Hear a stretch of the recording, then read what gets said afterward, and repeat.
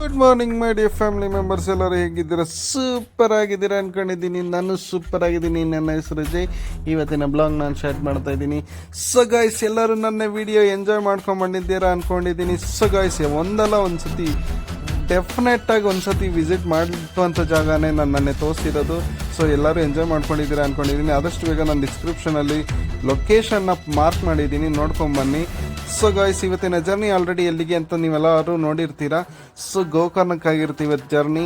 ಏನು ಬಗ್ಗೆ ಅನ್ನೋದು ಡೀಟೇಲ್ಸ್ನ ಆಮೇಲೆ ಕೊಡ್ತೀನಿ. ಸೊ ಗಾಯ್ಸ್, ಇನ್ನೂ ಯಾರ್ಯಾರು ನನ್ನ ಚಾನಲ್ನ ಸಬ್ಸ್ಕ್ರೈಬ್ ಆಗಿಲ್ವೋ ಆದಷ್ಟು ಬೇಗ ಹೋಗಿ ಸಬ್ಸ್ಕ್ರೈಬ್ ಆಗಿ ಫ್ರೆಂಡ್ಸು ಫ್ಯಾಮಿಲಿ ಮೆಂಬರ್ಸ್ ಎಲ್ಲರಿಗೂ ತಿಳಿಸಿ.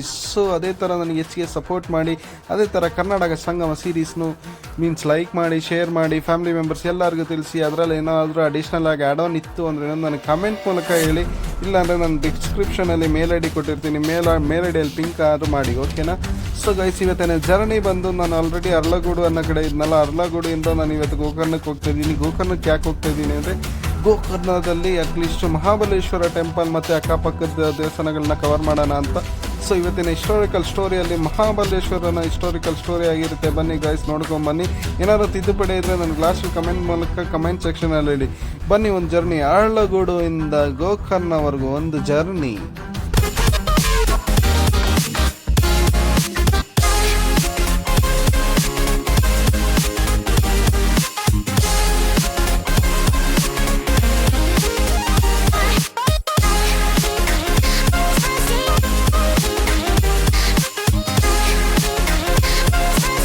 ಶ್ರೀ ಮಹಾಬಲೇಶ್ವರ ದೇವಾಲಯ, ಗೋಕರ್ಣ.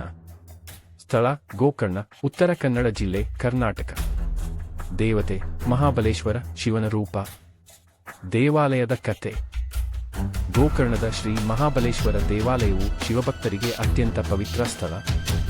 ಇಲ್ಲಿ ಇರುವ ಆತ್ಮಲಿಂಗದ ಬಗ್ಗೆ ಪೌರಾಣಿಕ ಕಥೆ ಇದೆ. ಪ್ರಾಚೀನ ಕಾಲದಲ್ಲಿ ರಾವಣನು ಮಹಾಶಿವಭಕ್ತನಾಗಿದ್ದ. ಅವನು ಶಿವನಿಂದ ಆತ್ಮಲಿಂಗವನ್ನು ಪಡೆಯಲು ಕಠಿಣ ತಪಸ್ಸು ಮಾಡಿದ. ಶಿವನು ಸಂತೋಷದಿಂದ ಆತ್ಮಲಿಂಗವನ್ನು ನೀಡಿದರೂ ಒಂದು ಷರತ್ತು ಇತ್ತು: ಲಿಂಗವನ್ನು ಭೂಮಿಗೆ ಇಡದಿರಬೇಕು.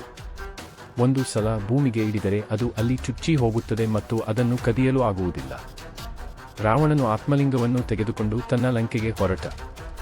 ಇದನ್ನು ನೋಡಿ ದೇವತೆಗಳು ಭಯಪಟ್ಟರು, ಏಕೆಂದರೆ ಲಿಂಗ ಲಂಕೆಗೆ ಹೋದರೆ ರಾವಣನನ್ನು ಜಯಿಸುವುದು ಅಸಾಧ್ಯವಾಗುತ್ತಿತ್ತು. ಆಗ ವಿಷ್ಣು ಹಾಗೂ ಗಣೇಶ ದೇವರು ಯೋಜನೆ ರೂಪಿಸಿದರು. ಗಣೇಶನು ಒಂದು ಹುಡುಗನ ರೂಪದಲ್ಲಿ ಗೋಕರ್ಣದಲ್ಲಿ ರಾವಣನ ಎದುರಿಗೆ ಬಂದು ಅವನಿಗೆ ಆತ್ಮಲಿಂಗವನ್ನು ಕೆಲ ನಿಮಿಷ ಹಿಡಿಯಲು ಕೇಳಿದ. ರಾವಣನು ಲಿಂಗವನ್ನು ಕೊಟ್ಟಾಗ ಗಣೇಶನು ಅದನ್ನು ಭೂಮಿಗೆ ಇಡುತ್ತಾನೆ. ಲಿಂಗ ಭೂಮಿಗೆ ಚುಚ್ಚಿ ಹೋಗುತ್ತದೆ. ರಾವಣನು ಬಹುಶಕ್ತಿಯಿಂದ ಅದನ್ನು ಎತ್ತಲು ಯತ್ನಿಸುತ್ತಾನೆ, ಆದರೆ ಸಾಧ್ಯವಿಲ್ಲ. ತನ್ನ ಕೋಪದಲ್ಲಿ ಲಿಂಗದ ಭಾಗವನ್ನು ಎಳೆದಾಗ ಅದು ವಿಭಜನೆಯಾಗಿ ಭೂಮಿಯಲ್ಲಿ ಹಲವು ಭಾಗಗಳಾಗಿ ಹರಡುತ್ತದೆ. ಇದು ಮಹಾಬಲೇಶ್ವರ ಲಿಂಗ ಎಂದು ಪ್ರಸಿದ್ಧಿ ಪಡೆದಿದೆ. ದೇವಾಲಯದ ವಿಶೇಷತೆ. ದೇವಾಲಯದ ಒಳಗೆ ಇರುವ ಲಿಂಗವನ್ನು ದರ್ಶನ ಮಾಡಲು ಭಕ್ತರು ಪೂರ್ಣಪಟಿತೊಳಗೆ ಹೋಗುತ್ತಾರೆ. ಇದು ಅಪರೂಪ. ಮಹಾಶಿವರಾತ್ರಿ, ಶ್ರಾವಣ ಮಾಸ ಹಾಗೂ ಕಾರ್ತಿಕ ಮಾಸದಲ್ಲಿ ಭಕ್ತಜನ ಸೇರುತ್ತಾರೆ. ಇದು ಪಾಂಡವ ಕಾಲದಲ್ಲಿಯೇ ನಿರ್ಮಿತ ದೇವಾಲಯವೆಂದು ನಂಬಲಾಗಿದೆ. ಗೋಕರ್ಣವನ್ನು ಭಾರತದ ಕಾಶಿ ಎಂದು ಕೂಡ ಕರೆಯುತ್ತಾರೆ. ತಂತ್ರಶಾಸ್ತ್ರ ಮತ್ತು ಆತ್ಮಲಿಂಗ. ಗೋಕರ್ಣದ ಲಿಂಗವು ಸಾಮಾನ್ಯ ಶೈವಲಿಂಗವಲ್ಲ. ಇದನ್ನು ಆತ್ಮಲಿಂಗ ಎನ್ನಲಾಗುತ್ತದೆ, ಯಾಕೆಂದರೆ ಇದು ಶಿವನ ಆತ್ಮದಂತಿರುವ ಶಕ್ತಿಯ ಪ್ರತ್ಯಕ್ಷ ರೂಪ. ಈ ಲಿಂಗವು ಚೈತನ್ಯವಂತಾಗಿದೆ ಎಂದರೆ ಭಕ್ತನ ನೈಜ ಭಾವನೆಗಳಿಗೆ ಪ್ರತಿಕ್ರಿಯೆ ನೀಡಬಲ್ಲ ಶಕ್ತಿಶಾಲಿ ತಂತು ಇದೆ ಎಂಬ ನಂಬಿಕೆ.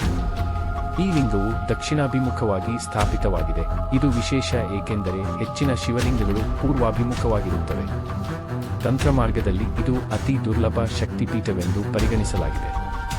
ಗೋಕರ್ಣದಲ್ಲಿ ಪಾಲಿಸಬೇಕಾದ ಆಚರಣೆಗಳು. 1. ಸ್ನಾನ ತೀರ್ಥ ದರ್ಶನ. ಭಕ್ತರು ಮೊದಲು ಕೋಟಿ ತೀರ್ಥ ಅಥವಾ ಸಮುದ್ರದಲ್ಲಿ ಸ್ನಾನ ಮಾಡಬೇಕು. 2. ಶುದ್ಧ ವಸ್ತ್ರಧಾರಣೆ. ದೇವಾಲಯ ಪ್ರವೇಶಕ್ಕೆ ಮುನ್ನ ಶುದ್ಧ ಬಟ್ಟೆ ಧರಿಸಬೇಕು. 3. ಗೋಮುಖದಿಂದ ತೀರ್ಥ ಸೇವನೆ.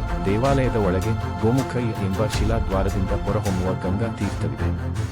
4. ಪಂಚಾಮೃತ ಅಭಿಷೇಕ.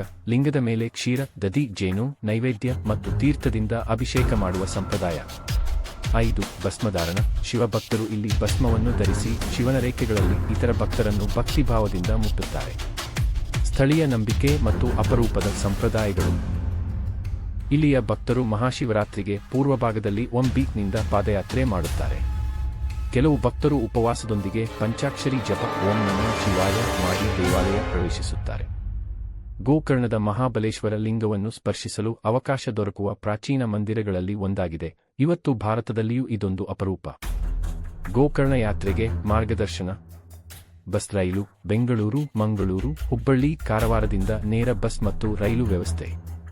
ವಸತಿ ವ್ಯವಸ್ಥೆ, ದೇವಾಲಯದ ಹತ್ತಿರ ಧರ್ಮಶಾಲೆ, ಲಾಡ್ಜ್ ಹಾಗೂ ಜಾಗತಿಕ ಪ್ರವಾಸಿಗರಿಗೆ ರಿಸಾರ್ಟ್ಗಳು ಸಹ ಲಭ್ಯ. ಶ್ರದ್ಧಾ ಕೇಂದ್ರಗಳು, ಮುಕುರ್ಶಿ, ಹಾಲಗೋಳಿ, ಆನೆಗುಂಡಿ ಎಂಬ ಸ್ಥಳಗಳು ಶ್ರಾದ್ದ ಕರ್ಮಕ್ಕಾಗಿ ಪ್ರಸಿದ್ಧ. ವಿಡಿಯೋ ಸ್ಕ್ರಿಪ್ಟ್ ರೂಪದಲ್ಲಿ ಭಾಗಗಳಾಗಿ ಹಾಕಬಹುದಾದ ವಿಷಯಗಳು. ಪಾರ್ಟ್ 1, ರಾವಣನ ತಪಸ್ಸು ಮತ್ತು ಆತ್ಮಲಿಂಗದ ದೊರೆತ ಕತೆ. ಪೌರಾಣಿಕ ಹಿನ್ನೆಲೆ, ಶಿವನು ಆತ್ಮಲಿಂಗ ಕೊಟ್ಟ ಷರತ್ತುಗಳು. ಪಾರ್ಟ್ 2, ಗಣೇಶನ ಧೋರಣೆ ಮತ್ತು ರಾವಣನ ಮೋಸ. ಗಣೇಶನ ಪ್ಲಾನ್, ಆತ್ಮಲಿಂಗ ಭೂಮಿಗೆ ಇಳಿದದ್ದು. ಪಾರ್ಟ್ 3, ಮಹಾಬಲೇಶ್ವರ ಲಿಂಗ, ಶಕ್ತಿಯ ಕೇಂದ್ರೀಯ ಬಿಂದು. ದೇವಸ್ಥಾನ ಶಿಲ್ಪವಿಲ್ಲಾಸ, ಲಿಂಗದ ವಿಶಿಷ್ಟತೆ. ಪಾರ್ಟ್ 4, ಗೋಕರ್ಣದ ಯಾತ್ರಾ ಮಾರ್ಗ ಮತ್ತು ಧಾರ್ಮಿಕ ಆಚರಣೆ. ಬೀಚ್, ತೀರ್ಥ, ಪೂಜಾ ಕ್ರಮ. ಪಾರ್ಟ್ 5, ಇಂದಿನ ದಿನದಲ್ಲಿ ಗೋಕರ್ಣದ ಮಹತ್ವ ಮತ್ತು ಆಧ್ಯಾತ್ಮಿಕ ಶಕ್ತಿ. ಯಾತ್ರಿಕರ ಅನುಭವಗಳು, ವಿಶೇಷ ಉತ್ಸವ, ಸ್ಥಳೀಯ ಕಥೆಗಳು. ಆತ್ಮಲಿಂಗದ ವಿಶಿಷ್ಟತೆ. ಆತ್ಮಲಿಂಗ ಎಂಬುದು ಯಾವುದೇ ಸಾಮಾನ್ಯ ಲಿಂಗವಲ್ಲ. ಇದನ್ನು ಲೋಕೇಶ್ವರ, ಶಿವ ತನ್ನ ದೇಹದಿಂದ ಸ್ವತಃ ನಿರ್ಮಿಸಿದ್ದ ಲಿಂಗವೆಂದು ಪೌರಾಣಿಕ ನಂಬಿಕೆ. ರಾವಣನು ತಪಸ್ಸಿನ ಪ್ರತಿಫಲವಾಗಿ ಈ ಲಿಂಗವನ್ನು ಪಡೆಯುವಾಗ ದೇವತೆಗಳು ಭೂಮಿಯ ಶಾಂತಿಗೆ ಬೆದರುವುದು ಅತ್ಯಂತ ಮಹತ್ವಪೂರ್ಣ ಭಾಗ. ಲಿಂಗವನ್ನು ಭೂಮಿಗೆ ಇಡದಿರಬೇಕೆಂದು ಶಿವನು ಷರತ್ತು ಹಾಕಿದ ಕಾರಣ ರಾವಣನು ಅದು ಇಡದೆ ತಂದುಕೊಳ್ಳುತ್ತಿದ್ದ. ರಾವಣನ ಕೋಪ, ಶಕ್ತಿಯ ಸಂಕೇತ. ಲಿಂಗವನ್ನು ಭೂಮಿಯಿಂದ ಎತ್ತಲು ಸಾಧ್ಯವಾಗದ ನಂತರ ರಾವಣನು ಕೋಪದಿಂದ ತನ್ನ ಬಲದಿಂದ ಅದನ್ನು ಎಳೆಯಲು ಯತ್ನಿಸಿದ. ಇದರ ಪರಿಣಾಮವಾಗಿ ಲಿಂಗ ವಿಭಜನೆಯಾಗಿ ಭೂಮಿಯಲ್ಲಿಯೇ ಇನ್ನೊಂದು ರೂಪ ಪಡೆಯಿತು. ಇದು ಮಹಾಬಲೇಶ್ವರ ಲಿಂಗದ ಸ್ಥಾಪನೆಯ ಹಿನ್ನೆಲೆ. ಈ ಘಟನೆ ರಾವಣನ ಬಲವನ್ನು, ಗಣೇಶನ ಚಾತುರ್ಯವನ್ನು ಹಾಗೂ ಶಿವನ ಇಚ್ಛಾಶಕ್ತಿಯನ್ನು ಪ್ರತಿಬಿಂಬಿಸುತ್ತದೆ. ಸ್ಥಳೀಯ ಕಥೆಗಳು. ಕೆಲವು ಸ್ಥಳೀಯ ಪುರಾಣಗಳ ಪ್ರಕಾರ ಆತ್ಮಲಿಂಗದ ಭಾಗಗಳು ಹೋದ ಸ್ಥಳಗಳು ಇಂದಿನ ಸೌಂದಲ್ಯ, ಶಿರಸಿ, ದಬ್ಬೆ ಫಾಲ್ಸ್ ಇತ್ಯಾದಿ ಪವಿತ್ರ ಕ್ಷೇತ್ರಗಳು. ಈ ಭಾಗಗಳಲ್ಲಿ ಕೂಡ ಶಿವನ ಉಪಲಿಂಗಗಳು ಸ್ಥಾಪನೆಯಾಗಿವೆ ಎಂದು ಭಕ್ತರು ನಂಬುತ್ತಾರೆ. ಶಾಸ್ತ್ರೀಯ ಉಲ್ಲೇಖಗಳು. ಗೋಕರ್ಣ ಕ್ಷೇತ್ರವನ್ನು ಶ್ರೀ ಕ್ಷೇತ್ರ, ಭೂಮಿಯ ಕಾಶಿ ಹಾಗೂ ದಕ್ಷಿಣ ಭಾರತದ ಪಂಚಕೇದಾರ ಎಂಬ ಹೆಸರುಗಳಿಂದ ಕರೆಯಲಾಗುತ್ತದೆ. ಸ್ಕಂದ ಪುರಾಣ, ಶಿವಪುರಾಣ ಮತ್ತು ಗಜಾನನ ವಿಲಾಸಗಳಲ್ಲಿ ಈ ಕ್ಷೇತ್ರದ ಮಹತ್ವವನ್ನು ಸ್ಪಷ್ಟವಾಗಿ ಉಲ್ಲೇಖಿಸಲಾಗಿದೆ. ಯಾತ್ರಿಕರ ಅನುಭವ. ಗೋಕರ್ಣಕ್ಕೆ ಹೋಗುವ ಯಾತ್ರೆಯು ಕೆಲವರಿಗೆ ತಪಸ್ಸಿನಂಥ ಅನುಭವ. ಸಮುದ್ರದ ಸುತ್ತಲೂ ತಿರುಗುವ ದೇವಾಲಯಗಳು, ಎತ್ತರದ ಬೆಟ್ಟದ ಮೇಲೆ ಇರುವ ಶಕ್ತಿಪೀಠಗಳು. ಕೆಲವು ಭಕ್ತರು ಒಂದು ವಾರ ಗೋಕರ್ಣದಲ್ಲಿ ಉಳಿದು ತಪಸ್ಸು, ಧ್ಯಾನ, ಶಿವನ ಭಜನೆ ಹಾಗೂ ಪುಣ್ಯ ಕಾರ್ಯಗಳಲ್ಲಿ ತೊಡಗುತ್ತಾರೆ. ವಿಡಿಯೋ ಅಥವಾ ಕತೆ ರೂಪಕ್ಕೆ ಉಪಾಯ. ಈ ಕಥೆಯನ್ನು ವಿಡಿಯೋ ಕಂತುಗಳಲ್ಲಿ ನೀಡುವ ಚಿಕ್ಕ ಶೀರ್ಷಿಕೆಗಳು. 1. ಆತ್ಮಲಿಂಗದ ರಹಸ್ಯ, ಗೋಕರ್ಣದ ಮೂಲ ಕಥೆ. 2. ರಾವಣನ ಭಕ್ತಿ ಮತ್ತು ಶಿವನ ಪರೀಕ್ಷೆ. 3. ಗಣೇಶನ ಚಾತುರ್ಯ, ಭೂಮಿಗೆ ಆತ್ಮಲಿಂಗದ ಸ್ಥಾಪನೆ. 4. ಮಹಾಬಲೇಶ್ವರ ದೇವಾಲಯದ ಅಂತರಂಗ. 5. ಗೋಕರ್ಣ ಕೇವಲ ಪ್ರವಾಸವಲ್ಲ, ಪವಿತ್ರ ಯಾತ್ರೆ. ಪೌರಾಣಿಕ ಮಹತ್ವ. ಗೋಕರ್ಣ ಎಂಬ ಶಬ್ದದ ಅರ್ಥವೇನು? ಗೋ ಅಂದರೆ ಹಸು, ಕರ್ಣ ಅಂದರೆ ಕಿವಿ. ಇದು ಶಿವನ ಕಿವಿಯಿಂದ ಭೂಮಿಗೆ ಹೊರಟ ಆತ್ಮಲಿಂಗದ ಕಾರಣ ಈ ಸ್ಥಳಕ್ಕೆ ಗೋಕರ್ಣ ಎಂಬ ಹೆಸರು ಬಂದಿದೆ ಎಂಬ ಪೌರಾಣಿಕ ನಂಬಿಕೆ ಇದೆ. ಇದು ಶಿವನ ಆತ್ಮಲಿಂಗದ ನಿಜವಾದ ಸ್ಥಾಪನೆಯ ಸ್ಥಳವಾಗಿದೆ. ಈ ಸ್ಥಳವನ್ನು ಶಿವನ ಶಕ್ತಿ ತುಂಬಿರುವ ಕ್ಷೇತ್ರವೆಂದು ಭಾರತದಲ್ಲಿ ಗುರುತಿಸಲಾಗಿದೆ. ದೇವಾಲಯದ ಶೈಲಿಶಿಲ್ಪ. ದೇವಾಲಯವು ದ್ರಾವಿಡ ಶೈಲಿಯ ಆಧಾರದ ಮೇಲೆ ನಿರ್ಮಿತವಾಗಿದೆ.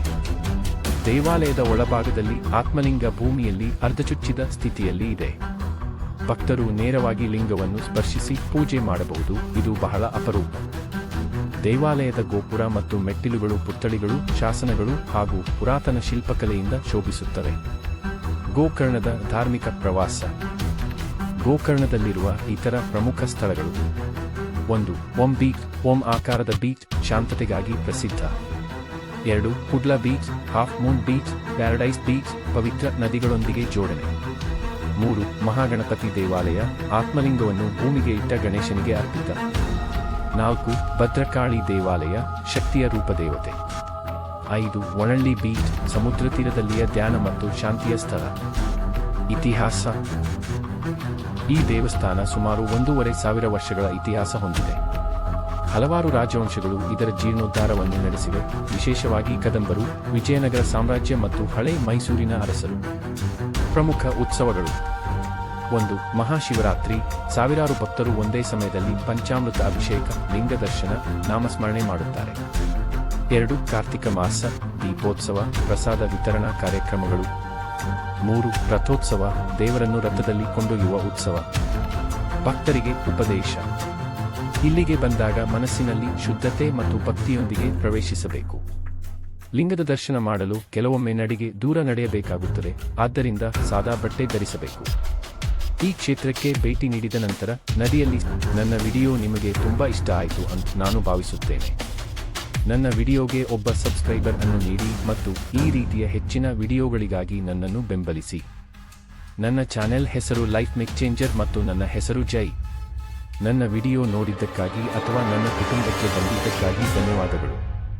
ನೀವು ನನ್ನ ಕುಟುಂಬ.